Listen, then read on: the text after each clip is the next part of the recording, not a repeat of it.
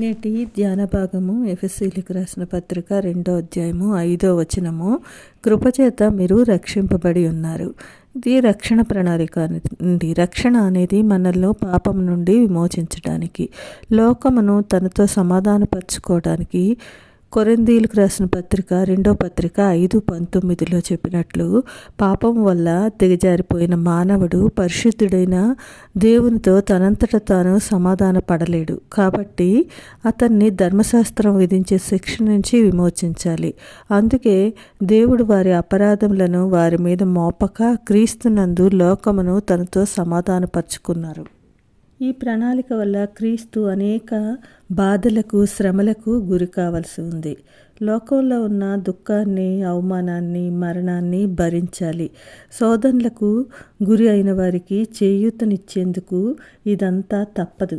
ఏ అపరాధము చేయకపోయినా మన పాపముల కోసము భూమికి ఆకాశానికి మధ్య వేలాడుతూ క్రూరమైన మరణం ఆయన పొందవలసి వచ్చింది.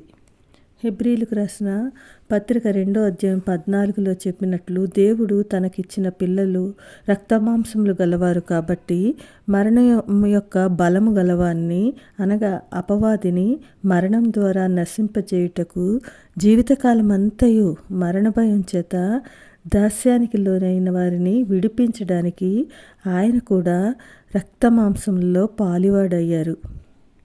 ఆయన దేవదూతల స్వభావం ధరించుకోలేదు, కానీ అబ్రహాం సంతాన స్వభావం ధరించుకొని అన్ని విషయాల్లోని మనలాంటి వాడే అయ్యారు.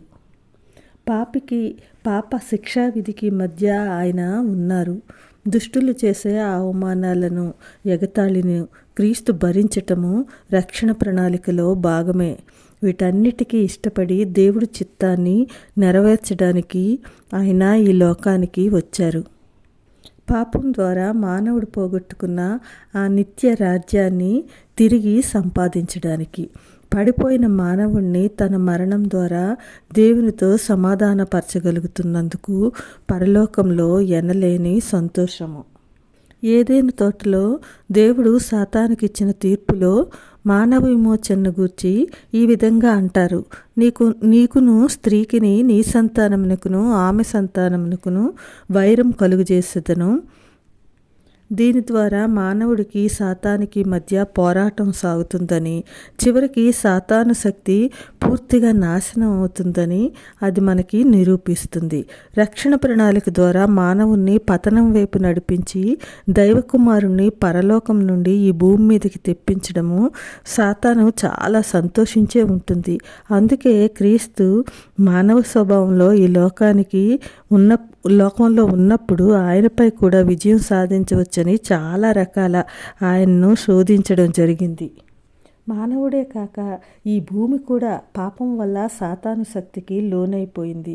అందుచేత రక్షణ ప్రణాళిక ద్వారా భూమిని కూడా కాపాడాలి.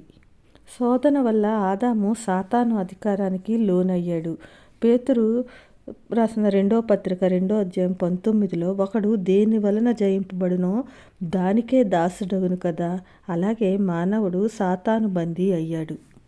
భూమిని ఏలే అధికారము ఆదాముకు దేవుడు ఇస్తే అది సాతాను హస్తగతమయ్యింది. అందుకే అది ఈ యుగ సంబంధమైన దేవత అయి కూర్చుంది. క్రీస్తు పాప ప్రాయచిత్తార్థ బలిగా మానవుణ్ణి విమోచించడమే కాకుండా అతడు కోల్పోయిన ఏలుబడి అధికారాన్ని పునరుద్ధరిస్తారు.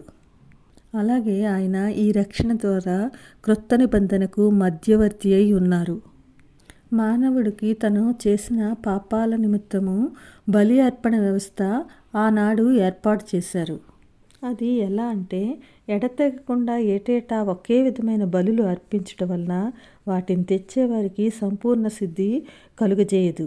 ఈ విధంగా బలులు అర్పించడం వలన ఏటేటా పాపములు జ్ఞాపకముగా వచ్చుచున్నవి. ఎడ్ల యొక్కయు మేకల యొక్కయు రక్తము పాపములను తీసివేయుట అసాధ్యము.